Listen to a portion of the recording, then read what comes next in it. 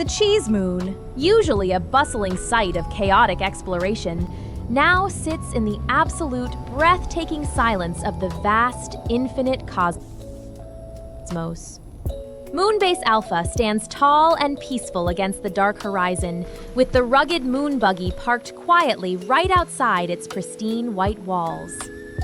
Sitting high up on the hood of the rover, Grog is completely lost in his own thoughts, resting his heavy bronze helmet in his hands. Even the little white daisy perched on top of his diving helmet seems to feel the weight of the universe, drooping its plastic petals sadly in the low gravity.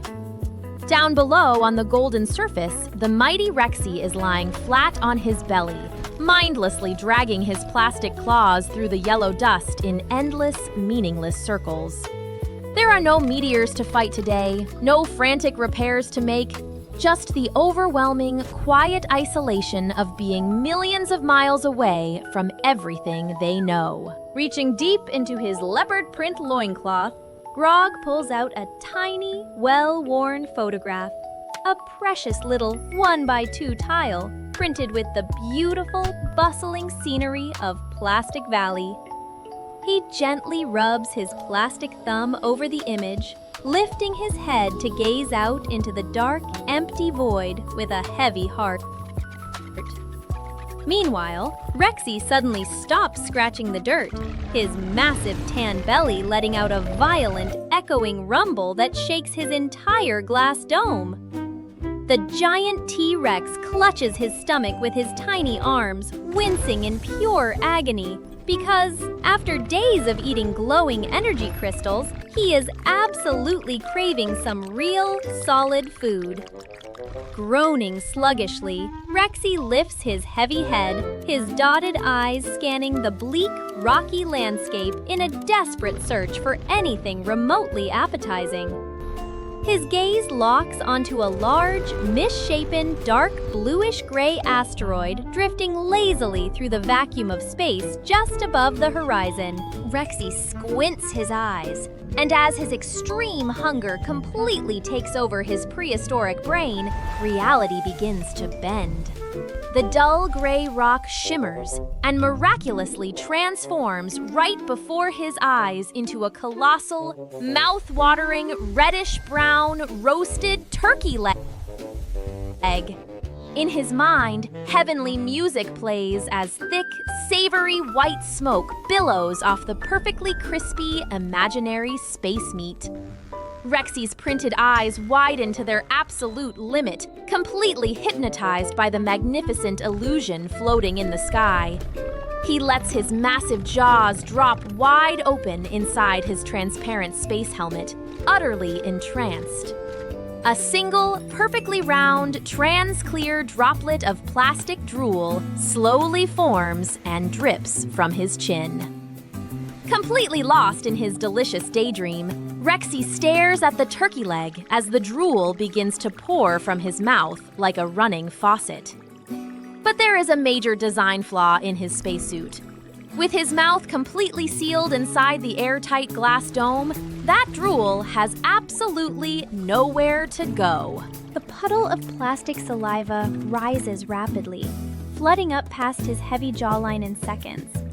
The water level creeps up right over his snout, but Rexy is too busy staring at the sky to even notice he is flooding his own helmet.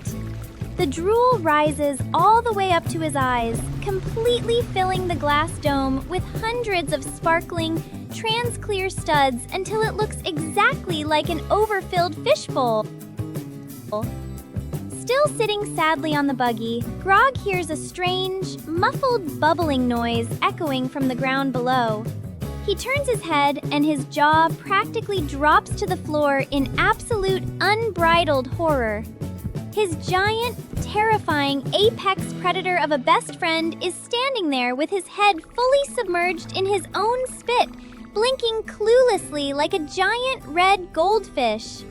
But the comedy routine turns dangerous as the rising tide of drool reaches the sensitive electronic collar connecting the helmet to Rexy's armor. A violent, crackling surge of electricity shoots through the suit's wiring. Brilliant, trans-light blue sparks erupt wildly around Rexy's metallic silver neckpiece, flashing against the dark lunar sky. The intense shock finally snaps Rexy out of his daydream, and the dinosaur jolts upward with a silent, terrified shriek. Panicking wildly, Rexy grabs the sides of his flooded helmet with his tiny hands, shaking his giant head side to side, splashing the water around as his eyes dart in sheer panic. Grog leaps off the moon buggy in a flash, sprinting over and desperately yanking the emergency release latch on Rexy's collar. A tiny drainage valve pops open right beneath the dinosaur's chin. A massive, cascading waterfall of trans-clear plastic studs pours out onto the yellow sand, completely emptying the flooded helmet in one giant splash. Rexy coughs and hacks, panting heavily as he leans his massive weight against Grog's shoulder, the inside of his dome now completely fogged up with condensation. Grog just stares at him, slowly bringing his yellow hand up to slap his bronze helmet in the ultimate exasperated facepalm. Rexy rubs the back of his neck awkwardly, flashing a sheepish, apologetic smile as he mimes biting into a giant piece of food to explain his near-death experience. Grog can't help but burst into silent laughter, patting Rexy's massive, empty belly, grateful that his friend's ridiculous appetite managed to break the depressing silence. Pulling a small rag from the buggy's toolkit, Grog stands on his tiptoes, diligently wiping the thick layer of foggy condensation off the outside of Rexy's glass visor. As he finishes polishing the glass and steps back, Grog suddenly freezes, completely captivated by the breathtaking reflection staring back at him in the curved dome. He turns around slowly, almost holding his breath, and walks right to the very edge of a deep, shadowy crater. Curious, Rexy waddles over with heavy, thudding steps, taking his place right by his best friend's side. Together, the two space explorers gaze upward, staring out into the infinite, pitch-black ocean of the cosmos.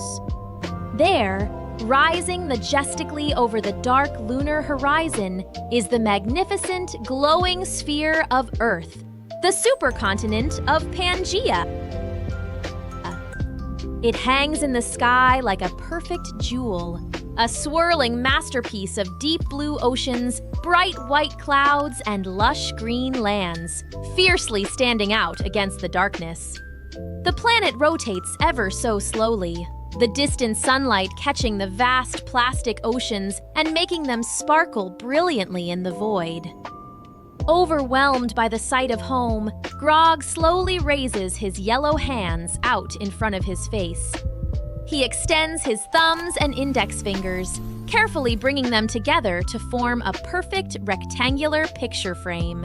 Closing one eye, he adjusts his hands until the entire, beautiful, glowing sphere of Earth fits perfectly inside his makeshift frame.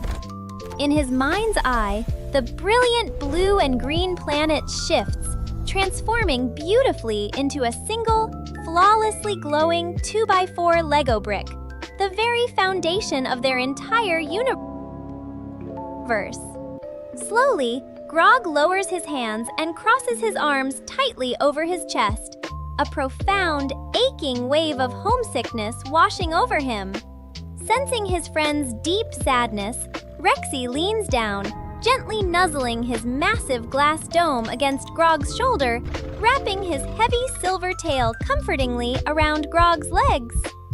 Grog reaches up and gently pats the dinosaur's snout, when suddenly he stands up perfectly straight, an imaginary, brilliant yellow light bulb snapping on above his helmet.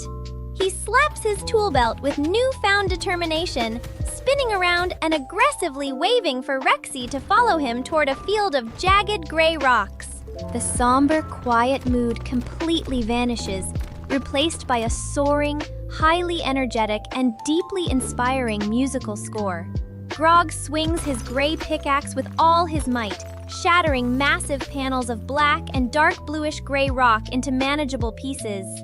He points frantically at Rexy, instructing the giant T-Rex to use his metallic silver tail as a heavy-duty bulldozer to sweep the dark rubble into the center of the Golden Plains.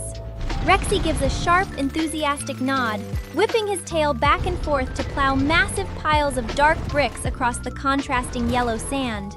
Grog leaps into the driver's seat of the moon buggy, slamming it into reverse to get a running start. He guns the engine, using the buggy's massive bumper to violently ram the scattered boulders into highly specific, organized lines. Time speeds up into a frantic, high-speed blur as Grog sprints back and forth, hauling heavy slope bricks and snapping them into precise locations. With surprising delicacy, Rexy uses his tiny plastic claws to pick up the smallest one-by-one pieces, perfectly sharpening the corners of their massive creation. Faux sweat drips down their visors, but their faces are lit up with absolute, undeniable joy and unshakable purpose. For the grand finale, Rexy hoists Grog high into the air, balancing him on his snout so the little engineer can place the very last, crowning brick right at the top. The two exhausted builders step back, wiping the dust from their hands, and proudly place them on their hips to admire their colossal handiwork. The camera detaches, soaring high up into the starry sky, looking straight down at the golden, pockmarked surface of the cheese moon. Standing out in massive, bold, dark gray contrast against the bright yellow landscape is a monument so large it defies logic. Written in perfectly aligned, giant plastic letters are the words, "Hi, Mom." A classic, beautiful, and hilariously heartwarming greeting broadcast to the entire galaxy. Utterly exhausted but incredibly proud, Grog and Rexy collapse into the dust right next to the giant letter M, smiling up at their distant blue home. The scene shifts, hurtling millions of miles across the dark vacuum of space, right back to the familiar, comforting grounds of Plastic Valley on Earth. It is the dead of night, the crickets are chirping softly, and the sprawling plastic city is entirely fast asleep. Inside the towering high-tech observatory, the brilliant scientist Lila is fighting a losing battle against sleep, yawning widely in her crisp white lab coat. She is diligently manning the controls of a massive white and black Technic telescope, sweeping its heavy lens across the starry sky. She leans in, pressing her eye to the lens, and turns the heavy, clicking focal knob to sharpen the distant image. Through her point of view, the blurry, glowing yellow sphere of the cheese moon slowly comes into crystal clear focus. The lens tracks smoothly across the lunar craters and jagged mountains before suddenly jerking to a complete, shocked halt. There, plastered across the golden surface, in giant, unmistakable dark letters, is the massive "Hi, Mom" message staring right back at her.